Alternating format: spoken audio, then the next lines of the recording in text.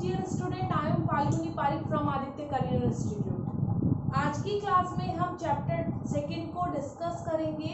आपको मैंने last class में जब हमने इंट्रोडक्शन पढ़ा था बिजनेस का, तो उसमें आपको मैंने सारे चैप्टर्स के बारे में बताया था और मैंने आपको बोला था हम फर्स्ट चैप्टर को स्किप करेंगे और सेकंड चैप्टर से स्टार्ट करेंगे, क्योंकि फर्स्ट चैप्टर एक प्राचीन अवधारणा से रिलेटेड है जो कि आप 10th क्लास में ऑलमोस्ट पढ़कर आ चुके हो।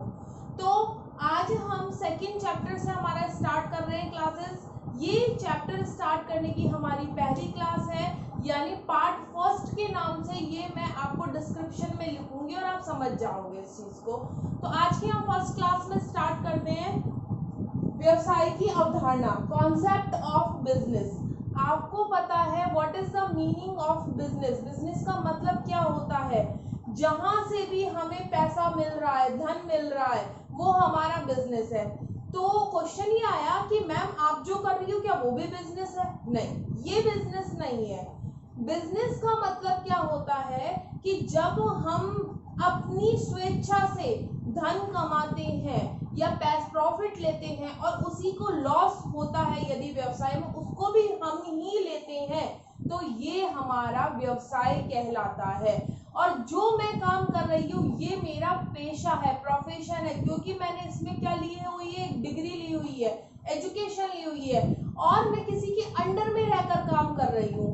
तो क्वेश्चन ये आया कि मैम जो डॉक्टर है, जो डॉक्टर काम करते हैं, वो पेशा है कि व्यवसाय है? खुद का क्लिनिक खोल रखा है, तो क्या ये पेशा है कि व्यवसाय है? तो इसको हम पेशे के अंतर्गत लेंगे। पेशा मतलब प्रोफेशन।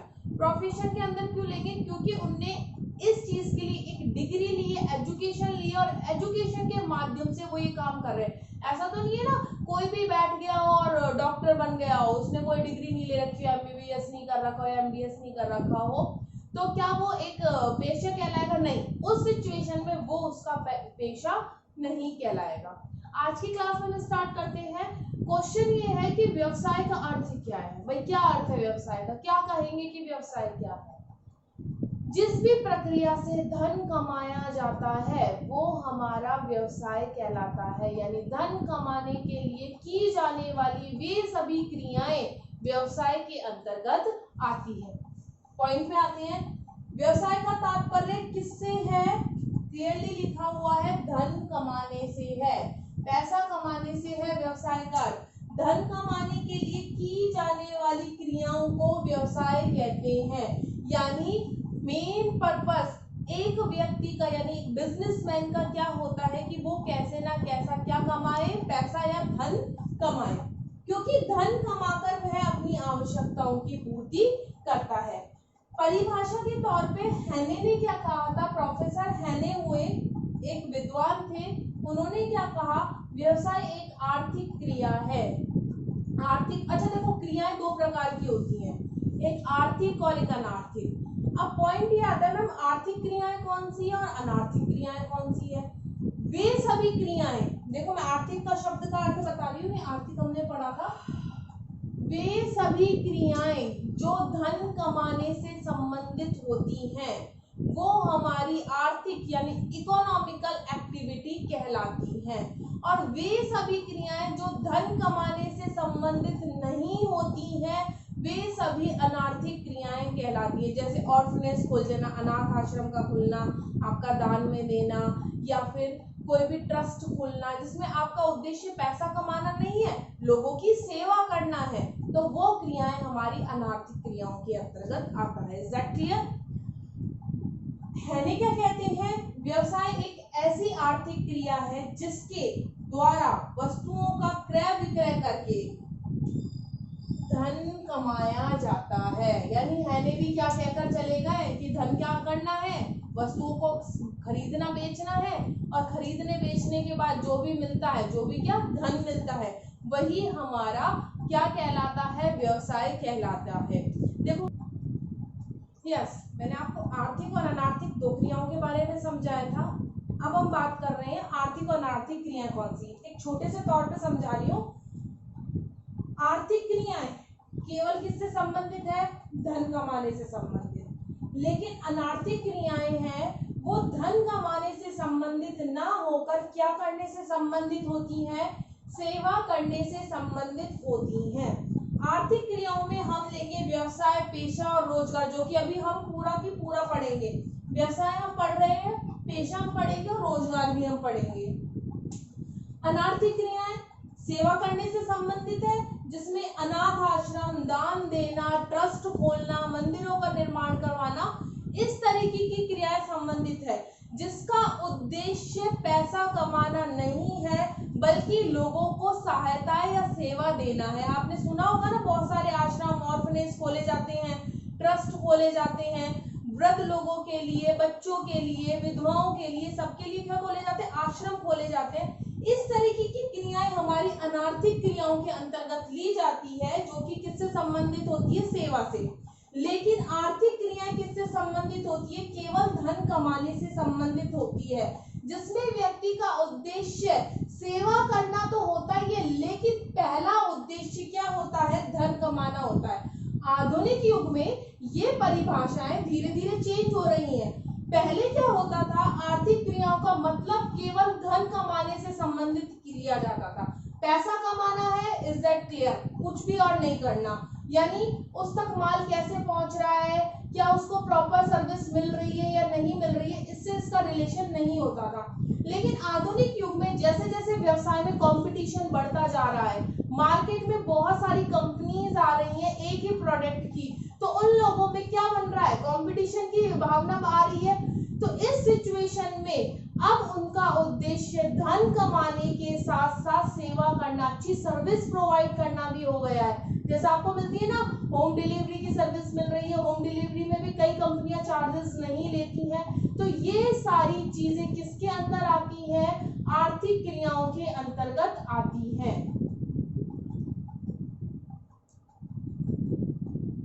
यस, हमने व्यवसाय का अर्थ पढ़ा, परिभाषा पढ़ी, क्रियाएं पढ़ी, आर्थिक और अनार्थिक। अब हम व्यवसाय की विशेषताएं पढ़ेंगे आज की इस क्लास में। देखो, व्यवसाय की विशेषताओं का मैंने पॉइंट्स लिखे हुए हैं, हेडिंग्स लिखी हुई है, अंदर का डिस्क्रिप्शन आपको मैं अभी बोल के समझा दूंगी और नोट्स के थ्रू आपको उसको लिखना है। मानवीय क्रियाएं कौन सी होती है? अच्छा, एक बात बताओ, व्यवसाय एक मानवीय क्रिया है क्या? आप ये मानते हो या नहीं मानते? मनुष्य द्वारा की जाती है या मशीनें या जानवर अपने आप ये क्रियाएं करने लग जाते हैं? ऑब्वियस सी बात है, व्यवसाय एक मानवीय क्रिया है जो मनुष्यों के द्वारा ही संपन्न की जाती है। कोई भी व्यक्ति यदि व्यवसाय में शामिल नहीं होगा तो वो व्यवसाय भी सही प्रकार से काम नहीं करेगा। तो पहली विशेषताओं में क्या है? व्यवसाय एक मानवीय क्रिया है। सेकंड, जोखिम व साहस। आपको पता है, कोई भी व्यवसाय प्रारंभ करने के लिए जोखिम और साहस दोनों की आवश्यकता होती है, क्योंकि एक व्यक्ति जब व्यवसाय में धन लगाता है तो उसके लिए उसको बहुत सारी जोखिमों का सामना करना पड़ता है। जोखिमें कैसी हो सकती है मैम? तो जोखिम ऐसी हो सकती है, सपोज दैट उसने कोई बिजनेस स्टार्ट किया, वो बिजनेस चल भी सकता है और बिजनेस नहीं भी चल सकता है। अब इस कंडीशन में यदि उसका बिजनेस रन कर गया तो बेस्ट है, उसको प्रॉफिट होगा, और अगर नहीं करता है तो उसको लॉस वियर करना पड़ेगा। यानी यहाँ पर व्यवसाय करने में व्यक्ति को, मनुष्य को जोखिम और साहस का भी सामना करना पड़ता है। नेक्स्ट, समाज की आवश्यकताओं की पूर्ति। अच्छा, व्यवसाय किसका अंग है? समाज का अंग है। मानव या व्यक्ति समाज में रहकर ही व्यवसाय प्रारंभ करता है और समाज की आवश्यकताओं की पूर्ति करता है। यानी जो वस्तु और सेवा उपलब्ध करवाता है वो समाज के अनुसार ही उपलब्ध करवाता है। यानी सपोज दैट एक बहुत अच्छी कॉलोनी है, वहां पर बहुत सभ्य लोग रहते हैं और वहां पर मैं दारू का ठेका लगा दूं, तो क्या वो वहां पर चल पाएगा? क्या नहीं चल पाएगा। वहां पर लोग काम भी नहीं करने देंगे, क्योंकि वहां पर फिर गंदे लोगों का आना स्टार्ट हो जाएगा। यानी उस समाज को, उस एरिया को देखते हुए ही व्यवसाय प्रारंभ किया जाता है। तो यानी ये क्या है? व्यवसाय समाज की आवश्यकताओं की पूर्ति करता है। पूंजी का होना इम्पोर्टेंट, मैंने आपको लास्ट क्लास में भी बताया था कि यदि व्यवसाय में से धन, पूंजी, वित्त को निकाल दिया जाए तो वो व्यवसाय काम ही नहीं कर सकता। जैसे हम कहते हैं ना कि हमें बैठने के लिए पीछे रीढ़ की हड्डी का सहारा होता है, यदि आपके शरीर से उस रीढ़ की हड्डी को हटा दिया जाए तो क्या आप वास्तविक से बैठ पाओगे, प्रॉपर्ली बैठ ही नहीं पाओगे।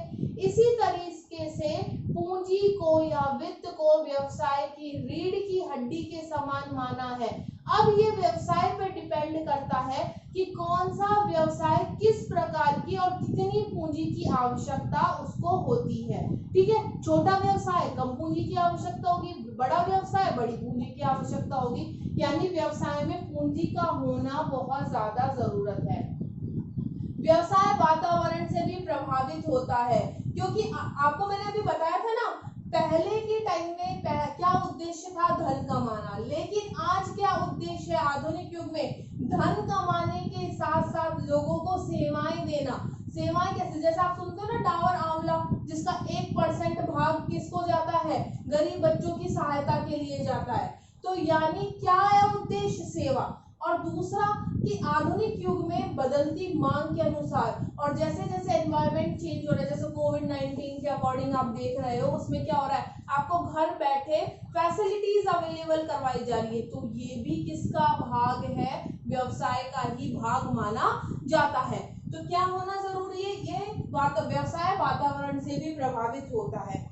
नियमन व वैधानिकता, आजकल सरकार ने बहुत सारे गलत कामों को रोकने के लिए, जैसे नाप तोल कम कर देना, मिलावट वाला सामान दे देना, गलत सामान दे देना, इसकी रोकथाम के लिए बहुत सारे कानूनों का निर्माण किया गया है। जिसमें से तो हमारा एक है कॉन्ट्रैक्ट एक्ट 1871, जिसमें लोगों उपभोक्ताओं की सुरक्षा को देखते हुए कुछ कानून बनाए गए और हर व्यवसाय में उन कानूनों को अपनी तरीके से लागू किया गया। जैसे कुछ एकल व्यवसाय होते हैं, कुछ पार्टनरशिप होते हैं, एचयूएफ होते हैं, कंपनी होती है, जो अब हम आगे पढ़ेंगे, उन सब के लिए सरकार ने अलग अलग कानून बनाए हैं। तो इस तरीके से हमने विशेषताएं पढ़ी, 6 प्रकार की विशेषताएं हैं।